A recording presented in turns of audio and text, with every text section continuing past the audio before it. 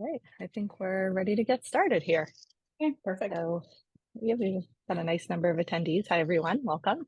Welcome to the first of our two-part webinar series, Estimating Projects for Profit. I'm Esther Cohen from Workamajig. This webinar is aimed at providing agencies with key insights, best practices to improve operations and overall profitability, as some businesses are shifting from more dependable monthly retainers to shorter-term project work.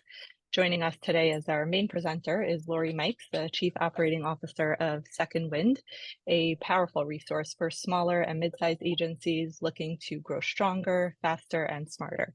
Lori has been with Second Wind since 1996 and is a trusted voice to countless agencies on how to transform operations as technology and client expectations evolve. Be sure to return for part 2 of this series on June 11th. Workamajig and Second Wind have been allies for many years, and we are excited to have Lori here as our main speaker for part 1. And with that, I will hand it over to Lori. Perfect. Esther, thank you very much for that nice introduction. Everyone, hello, welcome. Happy to be here today to talk about a very important topic for smaller to mid-sized agencies. In fact, as many of you know, if I haven't had a chance to look at the attendee list, but my guess is that there are some attending today that I do know. But as Esther said, Second Wind interacts with a lot of smaller to mid-sized agencies on a regular basis, which means we are listening to them in terms of what they're saying and what they're doing and what they're facing. And for months now, I've been having conversations with agencies about the fact that, projects are becoming more prevalent once again. They've always been in our lives, they've always been a part of our lives, but for whatever reasons, they are creeping up to the top again of some of the types of work that we do for our clients. And along with that, many agencies were lamenting the fact that they're, losing money on these projects, and difficult to put your finger on why this is happening. So I heard it enough that I thought it made sense to develop a presentation on this topic. And that's really what I'm going to do today in conjunction with Workamajig. This is just great material, I think, for smaller to mid-sized agencies to utilize on a daily basis to do better at our estimating, do better at our workflow, use our systems to their maximum potential. So I'm going to share my screen and we're going to get started with the presentation. Please, as we go through slides, if you have questions, type them into the chat. Esther is going to monitor that, and we may stop and take some of those questions during the presentation. If we don't, we can wait till the end and we can have a Q&A session at that point. So just give me a moment to share my screen and I will start. Okay.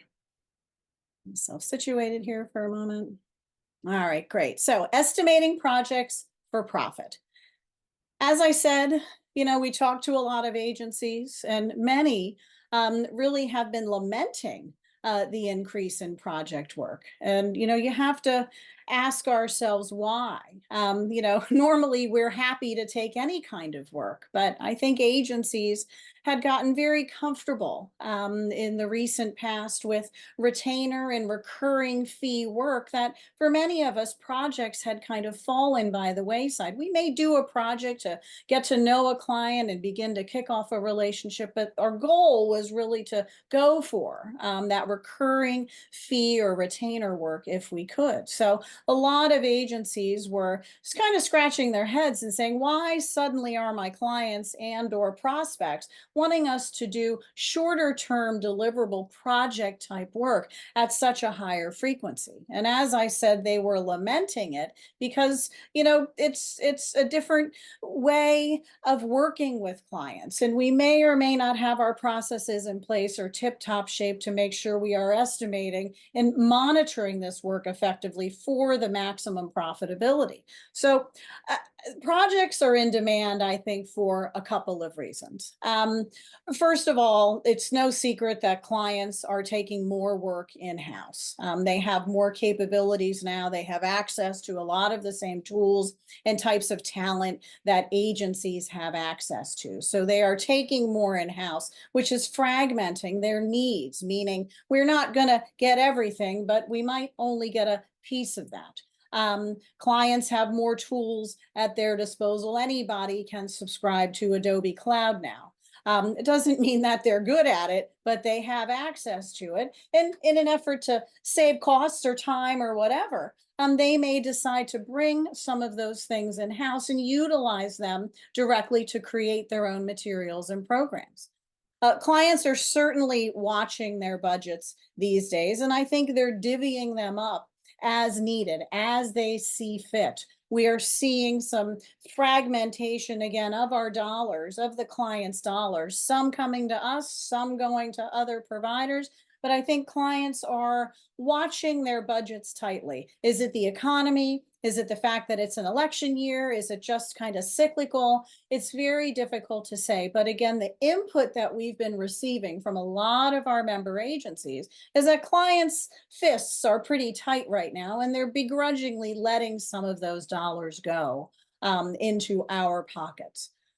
Clients want to keep their options open and potentially have flexibility. There's so many resources out there, single source providers, lots of freelancers, lots of agencies. I mean, despite kind of what's going on right now, I think with the economy and in our industry, there are still lots and lots of agencies out there that are vying for a piece of the same business that you are vying for. So some clients say, well, let's spread it around a little bit and do our web stuff over here, do our digital stuff over here, do our traditional stuff over here, and mixing their service providers up based on their specialties. So they want to keep their options open and have flexibility to potentially change providers if needed.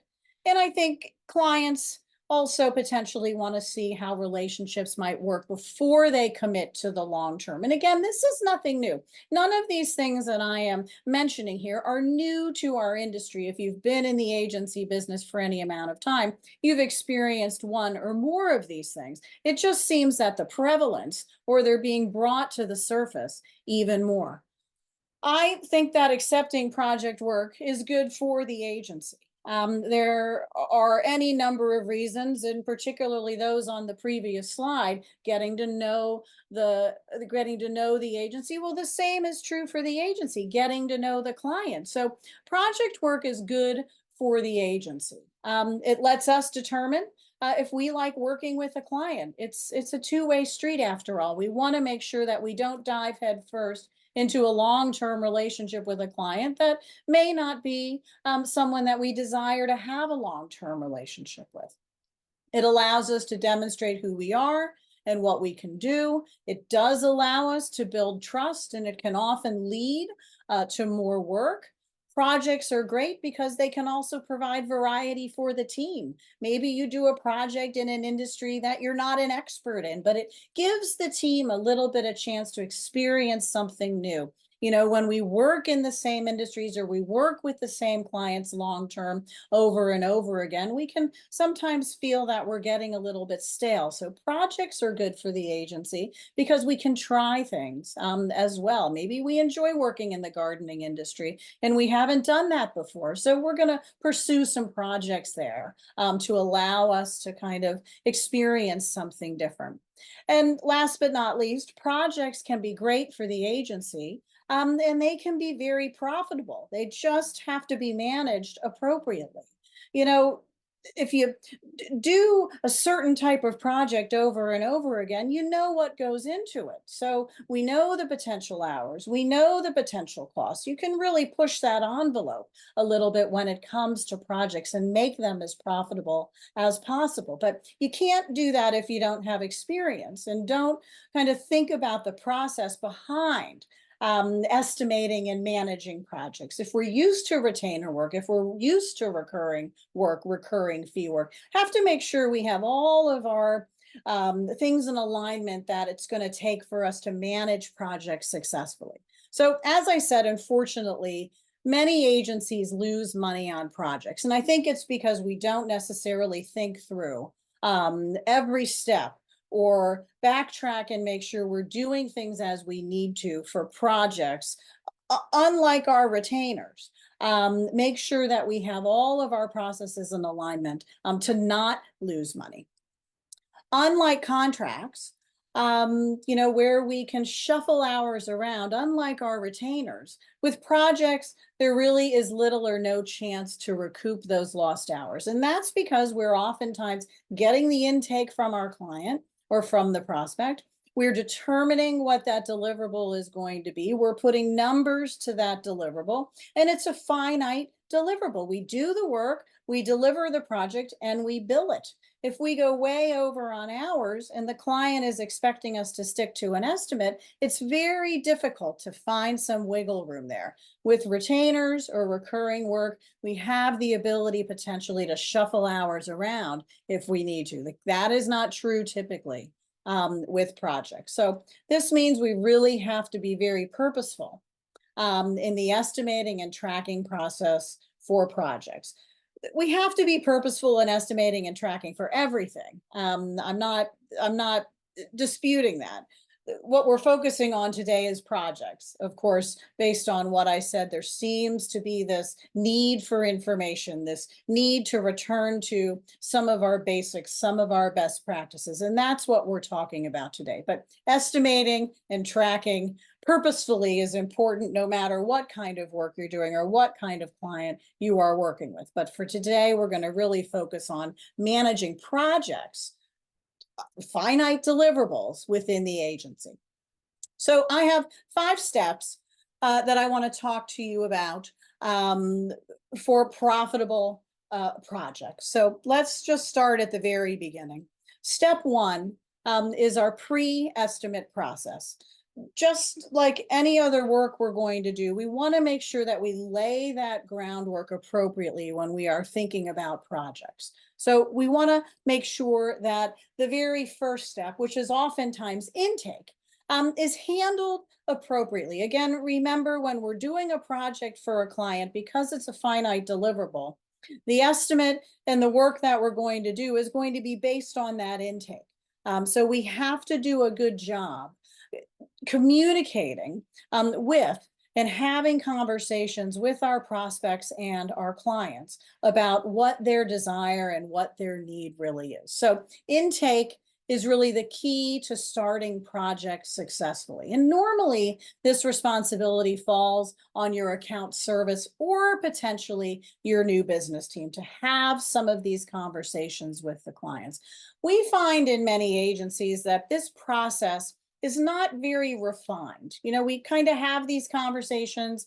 We ask questions that we can think about or think of at the moment. We don't really outline exactly what it is that we want to ask our prospects or clients when we are gathering this intake. So we recommend, in order to improve this process, that you develop a project intake form that really guides the conversation. And you may have a variety of these forms for different types of projects, for different types of industries, different types of clients. But what it does is it allows all the account team or all the new business people, whoever is involved in this, to be asking the same types of questions, be asking the same number of questions, or the information that we need to gather to be able to go back to the agency and talk about this project and whether or not we feel it is a good fit for us. By having a process in place for this, we're communicating effectively with the client from the very beginning.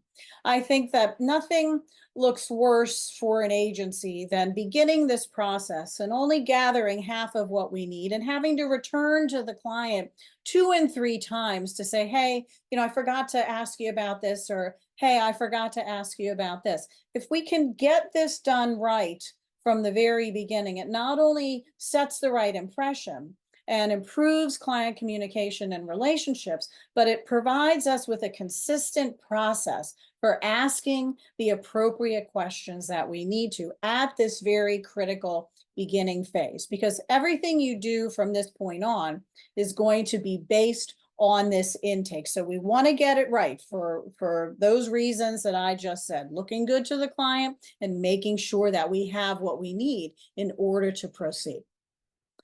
So these are just a couple of forms. They're not related to one another. They're two individual forms to show you some of the types of questions that we might be asking. And again, depending on the clients that you work with in the industries that you're in, you may have a variety of other questions. It's not important to me as much what the questions are, but that you create some kind of process, some kind of template in your system, or even if you do it outside of the system and enter this into the system later, that's fine as well. But have some consistency, have some process related to that intake. So we do a good job from the very beginning and we're not having to circle back to the client time and time again and ask them for additional information.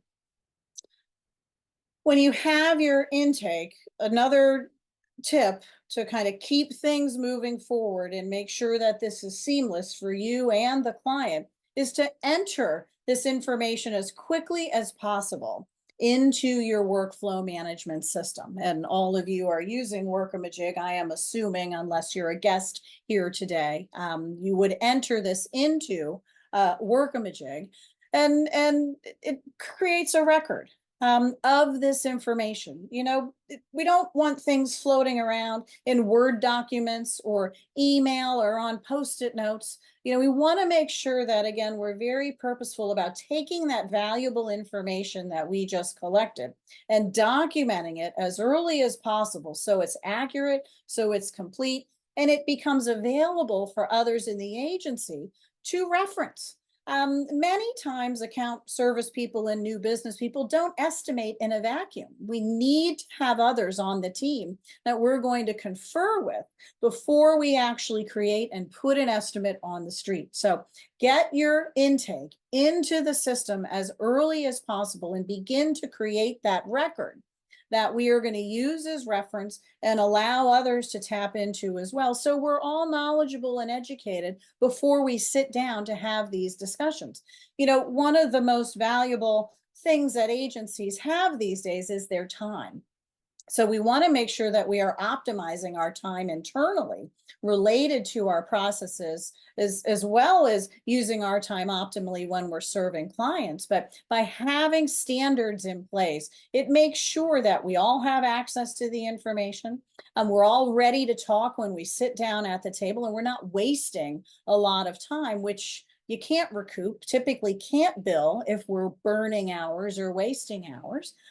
So processes allow us, again, to streamline and make sure we're being as efficient as possible as we're moving through these steps, whether they're in the beginning of the process, in the middle of the process, or at the end of the process. So document that information, and then you're going to assess it to make sure that we have what we need to begin an estimate. You never want to begin an estimate without making sure we have all of the information and we've conferred with each other about what we're going to do here. If you don't have it, circle back to the client, but make sure you keep interactions like that to a minimum by creating a good intake process at the beginning. So before creating the estimate, the next logical step internally is to discuss. Sometimes the AEs or the new business people get excited because we're having a conversation about a potential piece of business, but we're not always thinking about whether it is appropriate for us. So it makes sense to kind of put the brakes on. You don't want to disappoint anybody. I get that. But if we take on work that is not a good fit for us, that we don't have the talent, that we may not have the time right now, that we may not have the capabilities, that's going to be disappointing for everybody. So I urge you, before you sit down and just start putting numbers to paper, let's just take a moment and make sure that the intake that we've gathered is an appropriate project for us. If not, we can circle back to the client and say, hey, we don't really think we can do this for you, but I have another recommendation for you, or I'm sorry, this is not within our wheelhouse. And I know the last thing we want to be doing right now is turning down billings, but trust me, going through this process and making sure that the scope fits within the capabilities of the agency, that we have the time, the talent, the necessary vendor relationships if required. Is it a good fit for us? Is the budget within range of something that's acceptable for us? If the budget is way too low, We know we're probably not going to make profit on it. And certainly you can take some of those jobs if we think there is room for growth there, but just some things you want to be aware of before you start putting pen to paper. Because once you put that estimate on the table to the client, if they agree, you're pretty much committed to doing the work. So just take a moment and evaluate. And again, the reason I say this at this stage is because we're really talking about projects. When you're entering into longer term relationships with clients, recurring, retainer, contract-based work, you're doing a lot of this at the beginning of the relationship. Project opportunities sometimes come in fast. And we look at the potential revenue and say, hey, let's jump on that. Let's get an estimate. Let's get it done. Something that we can benefit from quickly. And oftentimes we overlook some of those red flags, excuse me, about the fact that it's not really something that maybe we should be doing. And we should direct the client to another partner that we have or someone else that we know in town that might be able to handle it a little bit better than we can. So just make sure you take a moment to discuss.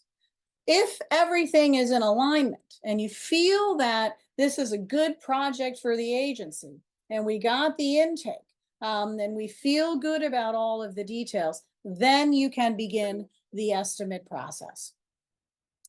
So let's talk about preparing the estimate. Before I do, let's just go for a minute. Esther, have there any questions? Have any questions come in or any comments come in that we want to address at this point?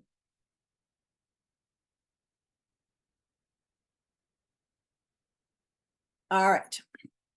So I will move on to preparing the estimate. Esther's on mute, but we have some questions, but I think they're more general, so we're going to leave them for the end. Okay, that's fine, Ruben. Thank you very much. All right, so let's talk about now preparing that estimate. We've done some of that groundwork. We've done some of that legwork. We've talked about it. We are ready to start putting pen to paper.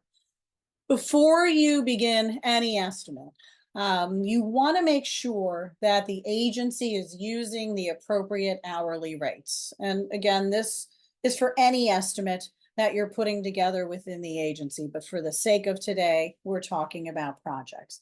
In order for any estimate to be profitable, you have to be using the proper hourly rates within your agencies. We find that many times agencies don't have this discussion enough. They set their hourly rates, they live with them for a couple of years, they don't do the math, they don't revisit this. And what we find is when those rates are set, they're pretty good. But over time, our costs increase, our overhead increases, our employee benefits costs increase, and all of those expenses, overhead, is directly proportional to what you should be charging on an hourly basis. So we're going to look at that formula in a minute, but I just want to make sure that if you walk away with nothing else today, this one piece of advice, make sure that you are setting and reviewing your hourly rates at least annually. Unless you have a big surge in overhead expenses in the middle of the year, you probably can do this once a year. If you don't, and your costs are increasing, but your rates are flat, you're going to be killing yourself to try to make any profit because you're just not charging enough. It doesn't matter how many hours you bill, you're not going to get there. So make sure that you are doing this exercise on an annual basis and charging what you need to charge.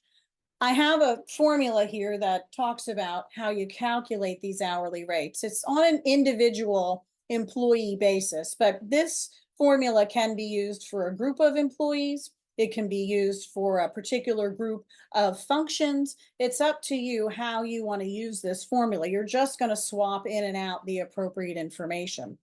So let's just look at the first chart. One employee who is a full-time biller, and by full-time biller, I mean they're getting close to 1,600 hours per year in billable hours. So you take their salary and benefits, in this case it's 40,000, divide by the number of yearly billable hours they are expected to generate. So for a full-time biller, we're going to say that's about 1,600. The net billing rate is 25, so that's their cost, times an hourly rate multiplier of 3, and I'll talk about that in a moment, equals a billable hourly rate of 75. If they bill all 1,600 hours, they can generate 120,000 in annual revenue for you. So you can see how this math works simply by looking at their cost, dividing by the number of billable hours they need to generate, and then marking that up 3 times. So the hourly rate multiplier tells us that an employee should bill at 3 times their cost. And the reason for the 3 times is it covers their cost, it covers other overhead, and it leaves room for profit. If some of you are running very lean and you don't have any mortgage or rent at this point, and you've cut some of your other expenses associated with running an agency, you could potentially do 2.5 or 2.5 times. That's up to you. You might want to do the math both ways.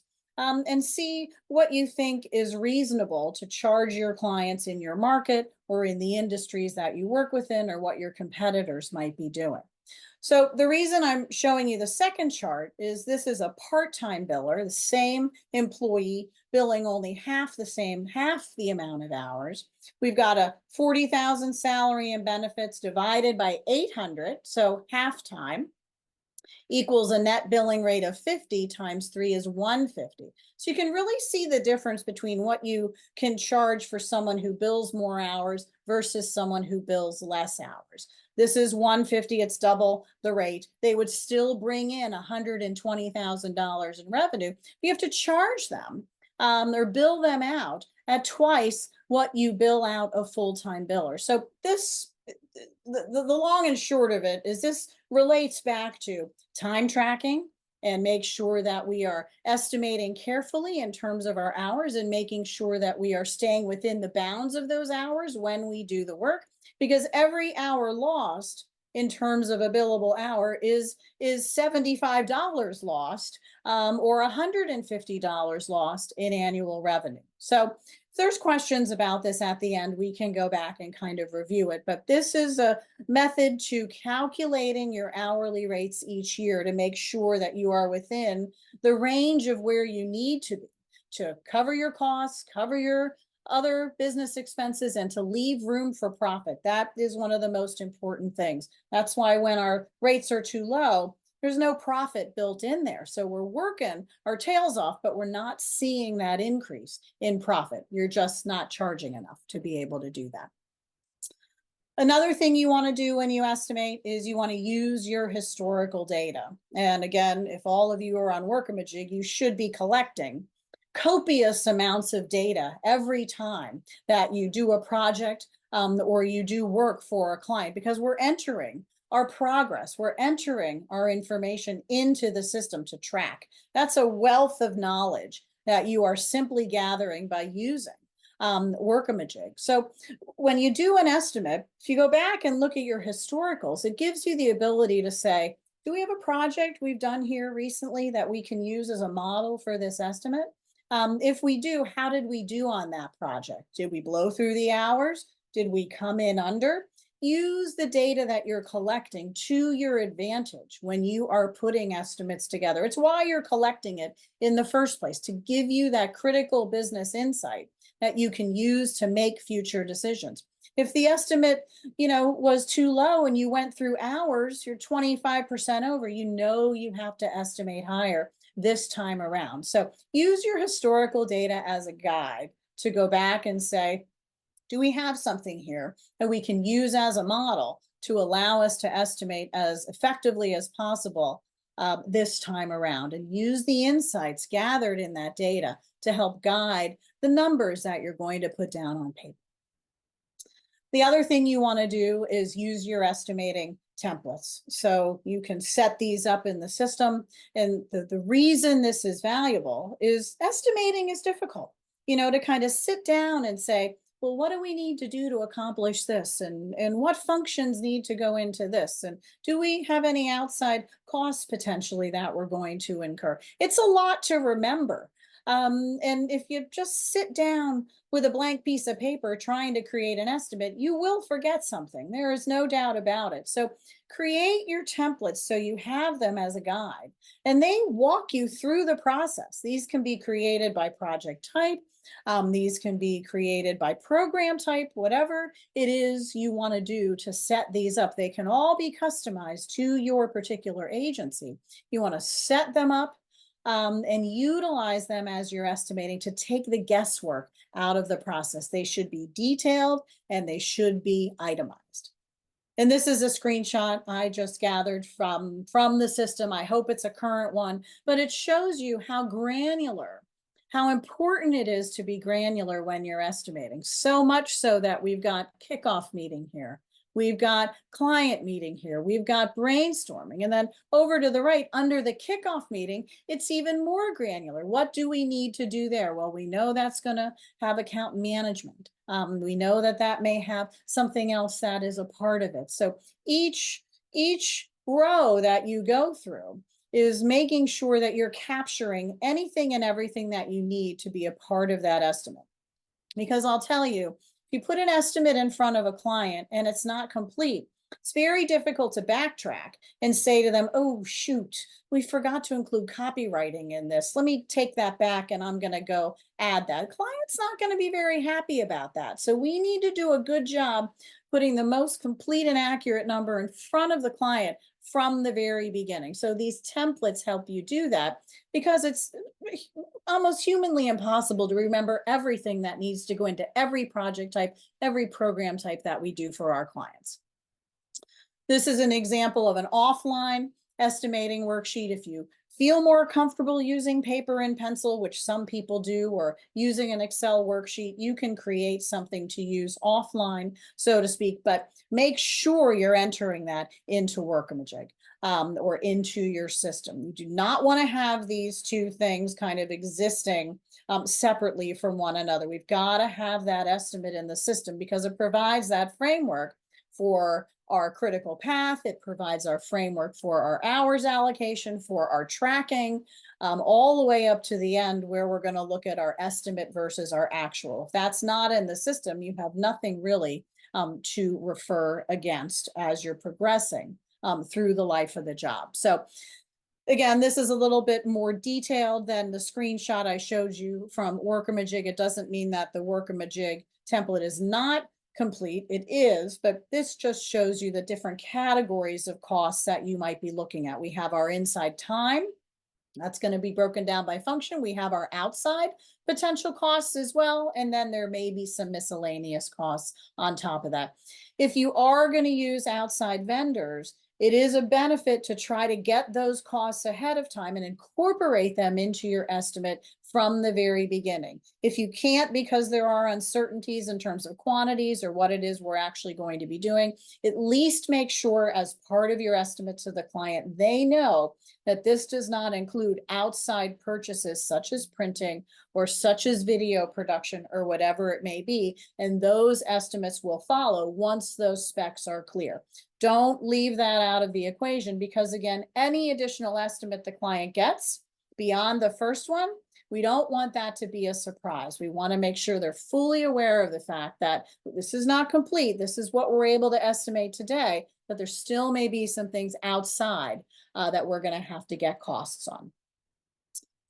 As I said, make sure it's important to be granular when estimating. All time is not created equal. Strategy time is not the same as proofreading time, and creative concepting time is not the same as programming time. So we can't just kind of lump all of our hours together. And you may argue that you're using a blended rate, and I can buy into that, but you still need to make sure you don't want to use a diluted blended rate if 60% of your time in this project is going to strategy. So you may need to look at it both ways. What would we make if we did it by function? And what would we make if we did it using our blended hourly rate? Not to complicate the estimating process, but these are some things you need to keep in mind. All time is not created equal. Even if you use a blended rate, have to look at the composition of the estimate and determine, will we make out better if we use our by function rate, especially if this is loaded with a lot of high value time, a lot of high value deliverables for our client. So when it gets to the estimating process itself, You're going to just go through the process. You're going to use that estimating template. You want to break down the scope into manageable tasks and subtasks so you really get a good look at what is going into this project. You want to estimate the time required to complete each task in the project. And again, using your historicals is a great way to have kind of a guide of what we've done previously and whether we hit the mark or not. Also, make sure in estimates that you consider things like complexity and skill level required. We don't want to undersell if this is a very high demand project and our best people need to be on it. We want to account for that in the estimate. Go through it with a fine-tooth comb. Make sure you complete it line by line. Include agency time and outside costs if possible. And then you need to assess the risks associated with the project. Is this a particularly needy client? Do we have to pad our account service because we know they're going to be calling us every other day? Is this someone we've worked with in the past where we have to put a little bit of extra time in there to manage them? And is this a tight time frame? Are they asking us to push everything to the side to get this out by the end of next week? Fine, we're happy to do that, but we have to account for that in our estimate. Estimating is not always black and white. Sometimes you have to use your gut to say, listen, we really like this guy, but he's a pain. He's going to be bugging us day in and day out. So we got to make sure we cover ourselves for that potential overage. Let's put an extra 20% on the account service fee. And that should hopefully cover us. And in addition to tracking your projects, you can kind of get some of this taken care of in the beginning through your estimate by just being conscious of some of these things that surround estimate.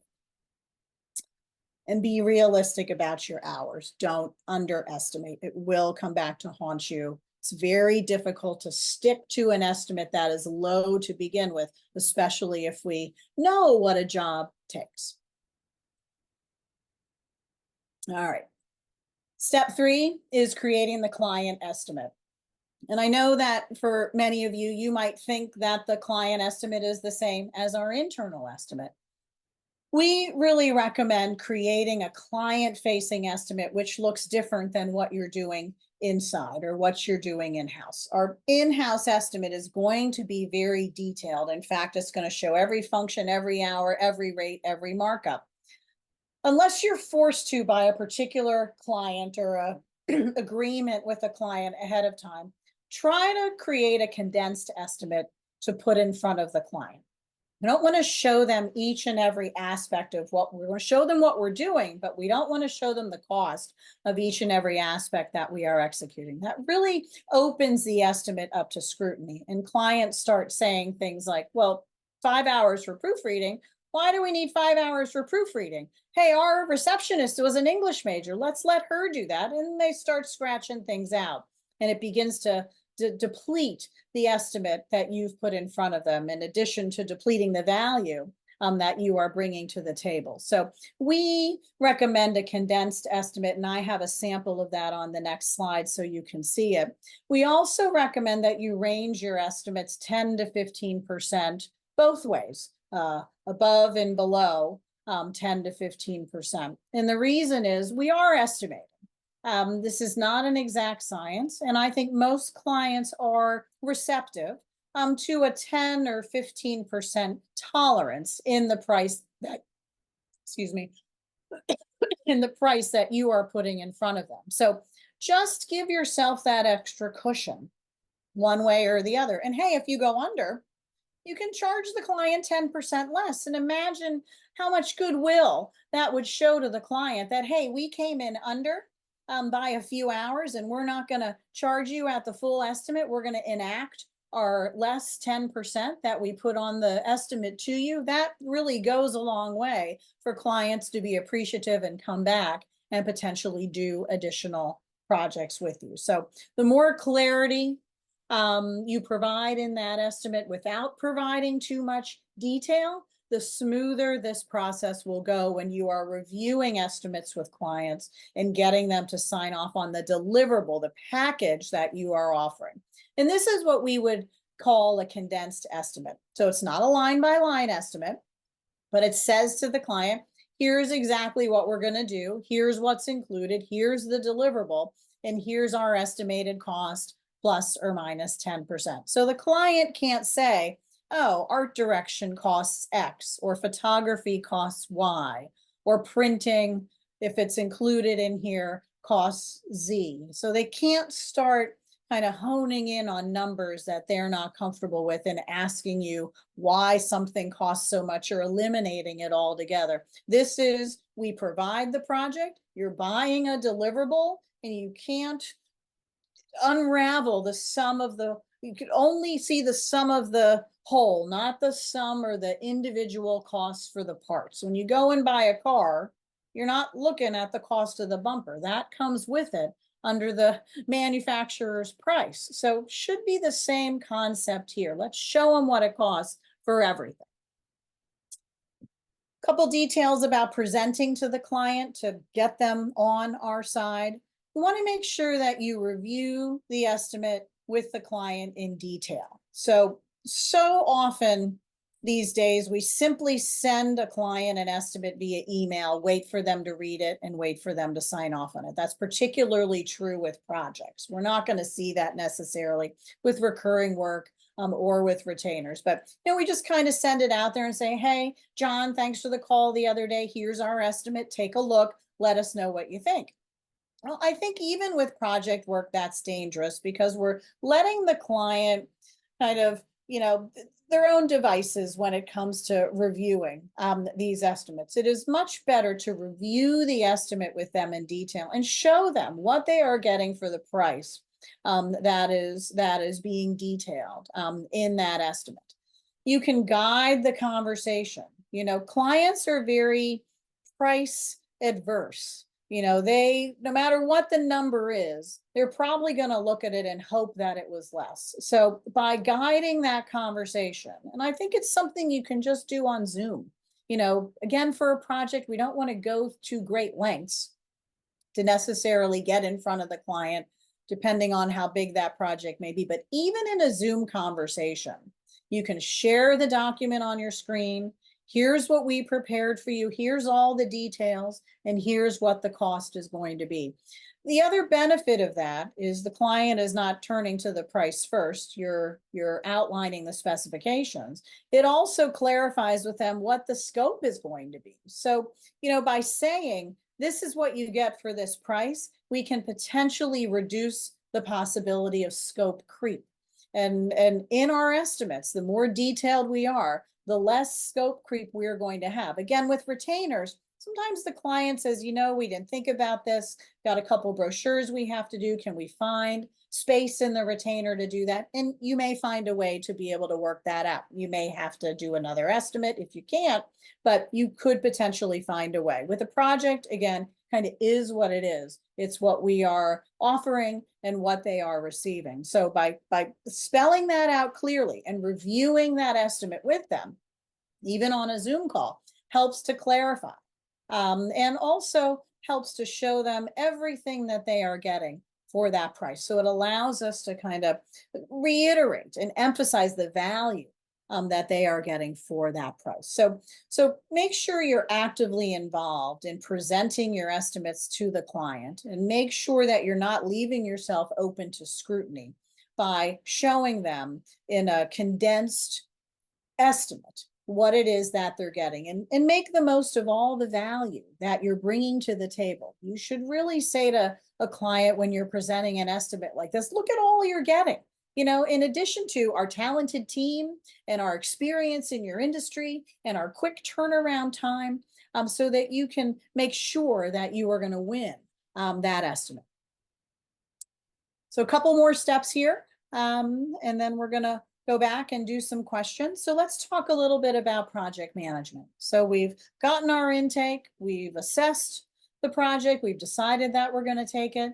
We've created our estimate carefully. We've used tools and processes to do that. We've really thought about it. We've using the right hourly rates.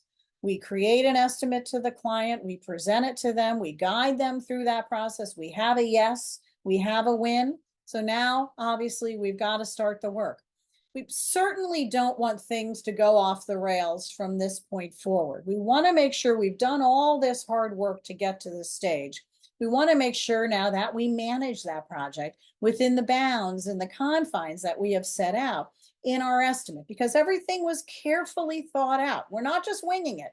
Everything is carefully thought out and related, and has gotten us to the point where we are now. Let's not blow it by just letting the project kind of exist out there in space. We want to make sure we've got our arms around it and we are managing that project from inception to delivery.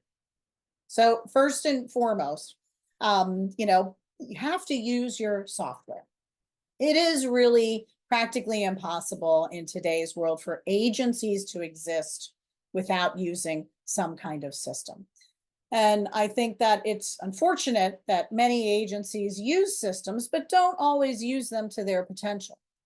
And that's Workamajig or any other system. I'm here to tell you that you need to.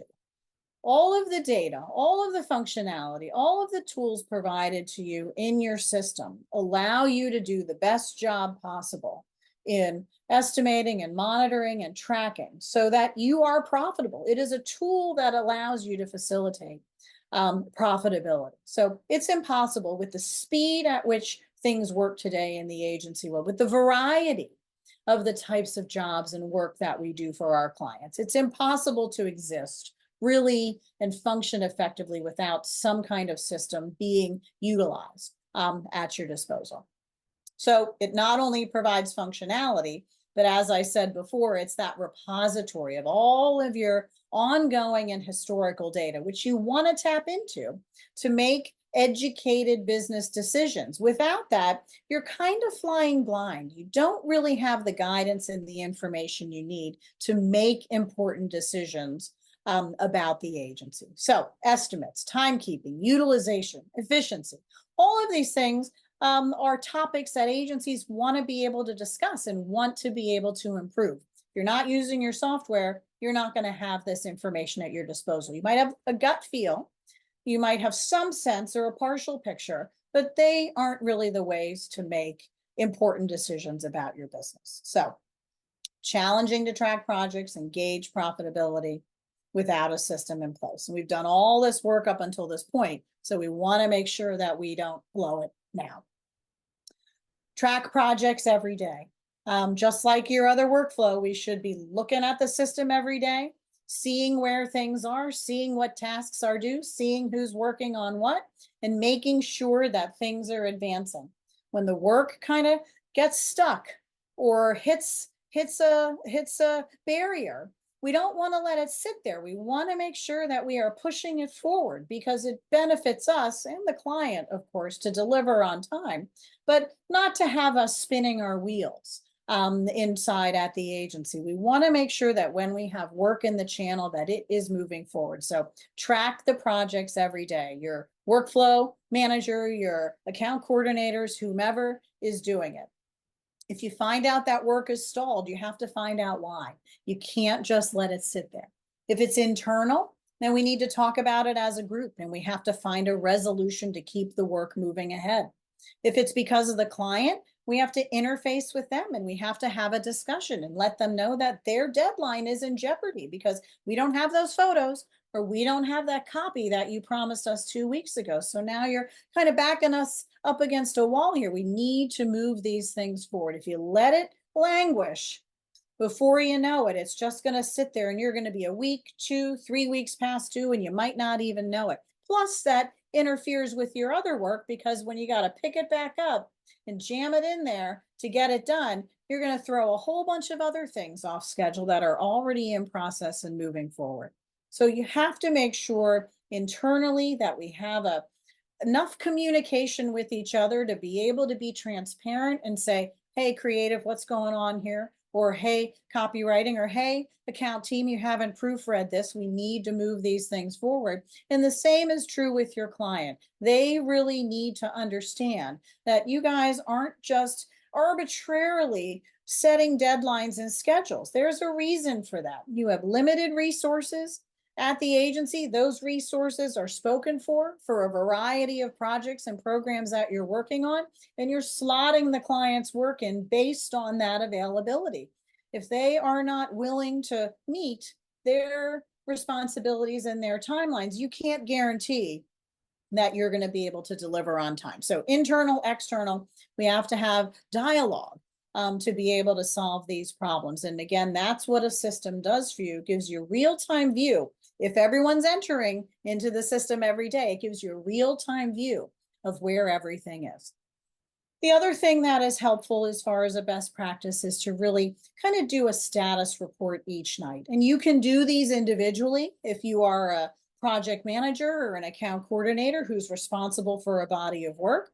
Do a status report each night. Let's just look at the system and see what's done, what's not done, who's done their tasks, who's on schedule, who's not on schedule, and create a report for review in the morning. Agencies notoriously have morning meetings, have a production meeting once a week to kind of talk about the work and see where it is. Again, a status report lets you do that each night, and you can either have a quick stand-up meeting in the morning if you need to speak with others, or at the very least for yourself, it lets you know where you are. And the system will show you, certainly by logging in and seeing what's on your plate for that day.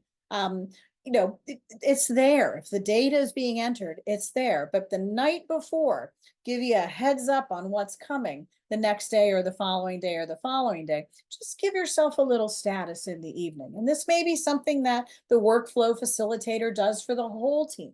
You guys have to decide what works best for you in terms of the agency and how this will best be managed. But again, don't let the system just kind of sit there untouched. Use it every day to enter data, and use it to get your status in the evening or first thing in the morning when you can come in, so you can make a plan for how you're going to attack things. Be proactive, really, is what I'm saying. And then a couple things with respects to why profitability is affected when we are managing workflow and executing work for our clients. The first one, which I mentioned earlier, is a misalignment between the agency and the client on scope and deliverables. So if we don't have that crystal clear, there is going to be a miscommunication, and typically the agency is going to lose that conversation unless we've set those expectations very clearly up front. Other things, too many rounds of revisions. I know I'm preaching to the choir here. Over servicing, we spend more hours than we have really allocated for in the estimate. We defer to the client's whims just to keep them happy. Let's do this, let's add that, even though we don't have space in the budget. Not using change orders and documenting things that stray from the original scope. Have to make sure we're documenting those things so we can bill them if needed, or create a revised estimate if we have to. Anytime there's a deviation from the original scope, we need to revisit that estimate and determine, do we have space for this? If we don't, then we need to create a new estimate for the client for whatever that change is or whatever that enhancement is, so that they know that this falls outside the original estimate that we had put together. These are just some of the ongoing factors that we see on a regular basis affecting profit of jobs, and of course, any work that we might do in the agency. All right, last but not least, let's just talk for a moment about post-delivery. And again, reviewing what it is that we've done as part of a project or as part of a program for a client. So the first thing before billing, many times I think the bills go out without someone taking a moment to stop and look that we've captured everything. So I think before billing goes out to a client, the project management or account team needs to confirm that all time and expenses were captured. Just like it's hard to go back to a client and say, oh, we forgot to include that in the estimate, it's equally, if not more difficult, to go back to a client and say, hey, we forgot to include that in the bill. So when they receive a bill, it should be complete, it should be accurate. This also gives you the opportunity that if there was overage, could see if maybe there's a little wiggle room to bill there. Not saying that there will be, but you might be able to squeeze in a couple of hours here or there, especially if you ranged your estimates, as we said, 10 or 15% over. So we don't always necessarily have the ability to do that, but by taking a moment and reviewing the bills before they go out to the client, we can see if we have a little elbow room. If not, make sure that you keep those hours on record in the system so you have a true account of performance on that job. This goes back to the historical data. If we're over by 20% and we remove those hours from the job or eliminate them or don't track them for some reason, it's not an accurate representation of how we've performed. So you want to leave that information intact in the system so it gives you the best historicals possible to go back to when you're evaluating new work potentially coming in. And of course, review those final bills before they are sent, especially if you have made changes to them. The last thing you want to do after all is said and done and everything is delivered and everything has wound down for this particular project, you want to go back and do a post-mortem. And you may not decide to do this for every project, especially those that might have been smaller. You do want to do it for projects where you were certainly in the red zone after things were completed and things have been built. So you want to go back, look at our estimate versus our actual. And obviously the goal there is to have those right in tandem with one another. What we estimated and what we build should be equal, if not below. Anytime we're over, we have to make sure that we evaluate that and determine why we were over. Where did we go wrong? Did we not assign enough hours to creative? Did they really need more hours to get this job done? Or did we kind of blow it on account service because we had an extra needy client and we weren't able to say no? Whatever it is, you have to try to put that story together so that you can use this information going forward when creating new estimates. You can see how this is all kind of a cycle. You know, we do something, we try to do it as well as we can. We execute, we implement, we track, and we go back and we do it all over again, learning each and every time little bits of information that allow us to improve, allow us to be more profitable, allow us to be more efficient. It's just a cycle over and over and over again. And again, it's particularly true with projects because they are oftentimes deliverables. They have a finite time frame. We get the input, we do it, we deliver it, we can go back and evaluate. I know with retainers and contract work, sometimes it's a little bit cloudier, but you can really make money, you can be efficient, you can be effective with projects if you implement some of these strategies and use your system and be cognizant of what you're doing every step of the way. I think projects can be very profitable for agencies, and they're very good for the bottom line if you can certainly push that profitability up. So implement these 5 steps, and I have no doubt that you will see results. So I'm going to switch now to Q&A. And Esther, Ruben, it's up to you. If you'd like me to stop sharing, I can do that, or I can keep this slide up. Whatever you prefer. I think it's fine to leave that up. We do have a couple of questions that have come in. I do also want to introduce Brittany Foss. Brittany is on the call with us now. She is an account manager here at Workamajig. She's been with us 9 years now, and she is our resident expert in resource management, and she will be hosting part 2 of this series. We will get into a lot more detail there about how to implement a lot of these practices in Workamajig. Some of the questions that have come in are very specific to Workamajig. We will try to answer those. We're okay going over a little bit, but we'll definitely cover them in a lot more detail in part 2. Brittany, do you want to say hi?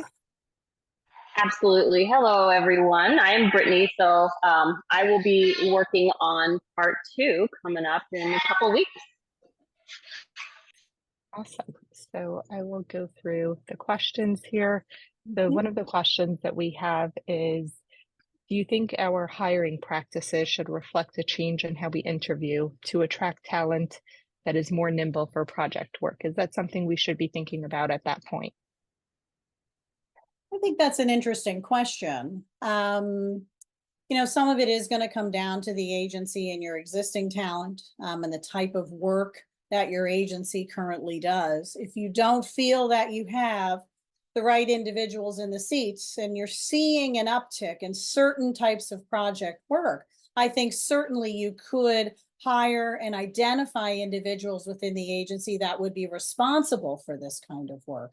The only hesitation I have with that is if projects are kind of in peaks and valleys and we hire someone to handle a particular type of work, we want to make sure that we can keep them busy. So certainly I think as part of the interview process, if this is a trend that you're seeing in your agency, we want to include some of those questions or information during the hiring process, but maybe also make sure that they have the ability to be flexible and work on other types of projects or work that may also come into the agency. The idea is we want to have employees who are versatile and flexible enough to not only handle their core competency or area that we are hiring them for, but if we need them for something else, that we can potentially slot them in. Great, I love that. Another comment we have is no question, just a comment. Lori is an excellent presenter. So just wanted to share that also. Appreciate that, thank you. We have another comment from Krista here. Hi. You recommend a range, but how do you do a range on an estimate in Workamajig? And this may be something that both Lori and Brittany can chime in on here. Yeah, I would actually like Brittany to handle that question because it's related a little bit more to functionality. Sure. So what some clients will do is they'll actually create on their project templates, because that's where our estimate templates really are housed. You're usually doing them at the template level. So what some of our clients will do is a low, medium, and high. They try and sell their projects based off of different levels. They are trying not to have, well, every single project is going to be different. They try and do different kind of levels. So they might have one that would be a website, and they'll say, okay, this is the low price, and this includes this many rounds of, whatever. And then they might have a medium and then also a high. And they'll just keep that in the project template. They convert or they create a project.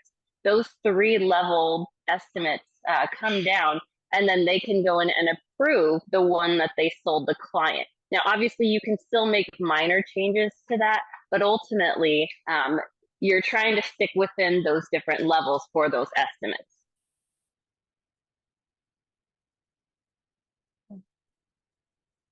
Okay, great. We have another question here. How can I help my employers who may have spent their entire careers on retainers to not be nervous about the stability of the business in an environment where most of our revenue seems to be coming from projects? Yeah.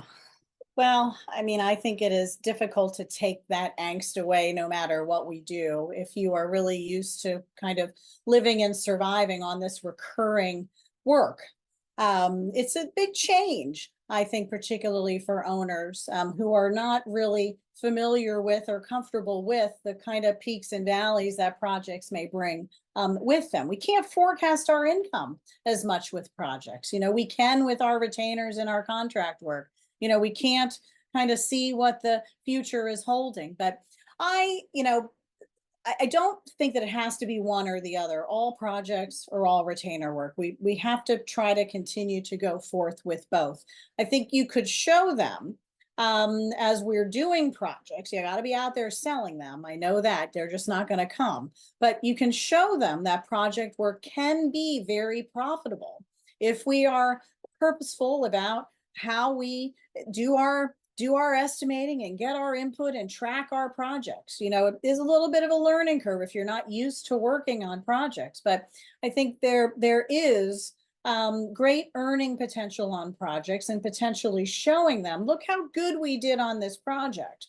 Of course, all those pieces have to fall in place, but look how good we did on this project could encourage them that projects aren't really the enemy, but they are a great way to kind of boost AGI and potentially boost net profit. But sometimes you have to take what you can get. And if retainers and contracts are not coming your way right now, you got to be out there selling projects. And with some processes in place, you can make that work very profitable. Great, thank you, Lori. We have another question here that is a little more system specific. When tracking budgets daily, we currently track time weekly. Is there a way we can see hours on projects that aren't confirmed by managers yet? So Brittany, do you want to chime in on that one? Absolutely. So really our best friend for projects is going to be the budget tab of the actual project. You can also see that in your project view. So if you're in menu, you have the project manager dot or creative dot, both have projects. That view can be modified to show actual hours. It is not waiting for whether the hours have been approved or not. It is just any hour that has been placed.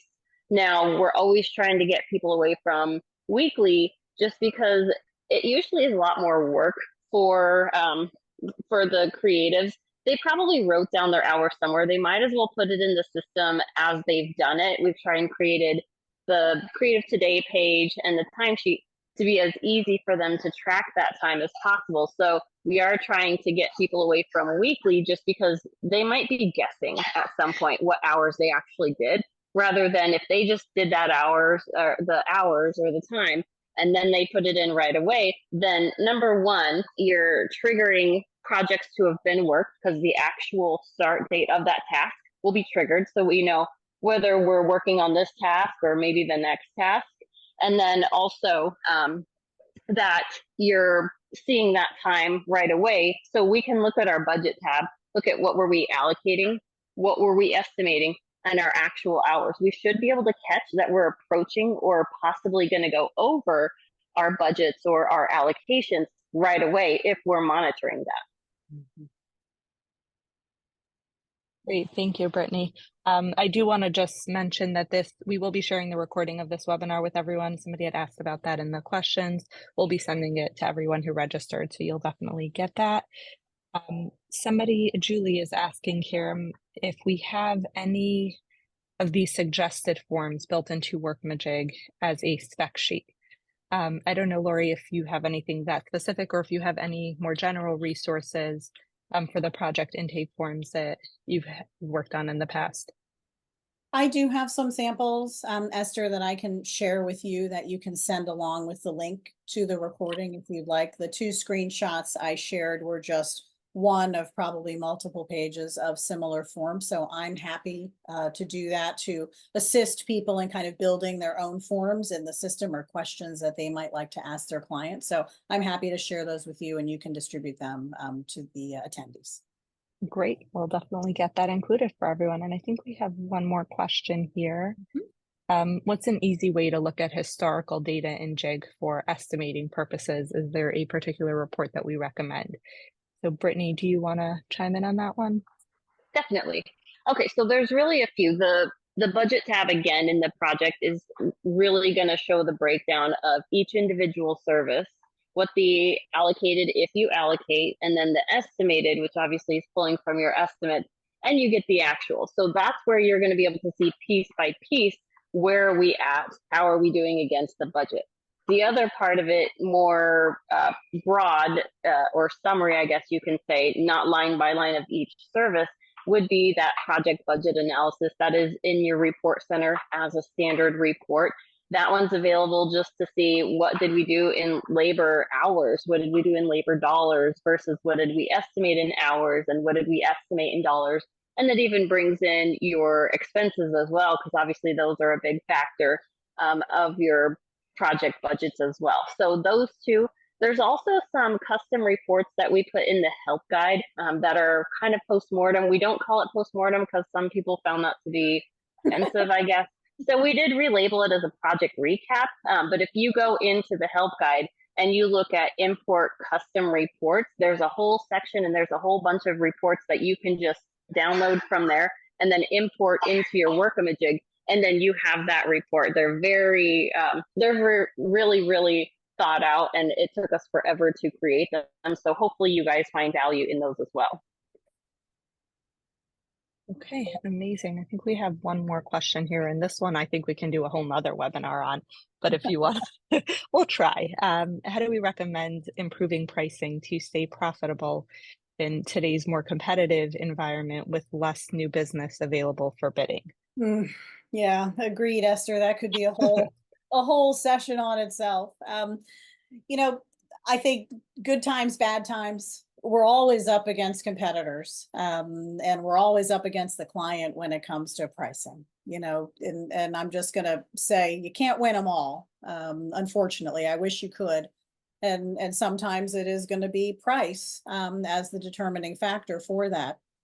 I think we do have to show clients, however, that our service as an agency is more than just about price. Clients who buy on price are looking for a vendor. They're not looking for a marketing partner. They're not looking for an agency to get to know them, to really dive deep in with them on what their issues are and how to solve their problems. Sometimes those are the clients that you don't really want or need. And I'm not saying it's not nice to have the income. Of course it is.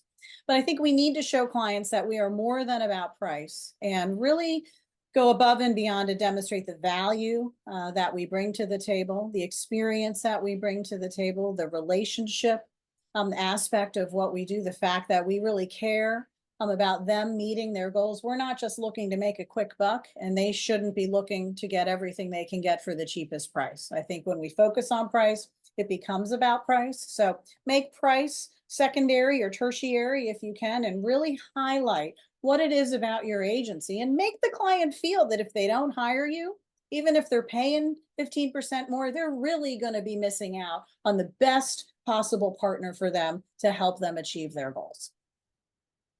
No, thank you, Larry. That was very well said, as was the entire webinar. So thank you so much for joining us, everyone. We are going to wrap it up now. We'll be sending a follow-up email with all of those resources. And if you have any questions, reach out to us and let us know. Yep, absolutely. Thank you, Esther, for having me. Workamajig, I appreciate being here today. And everyone, thank you for attending. It was a pleasure. Thank you. All right, bye.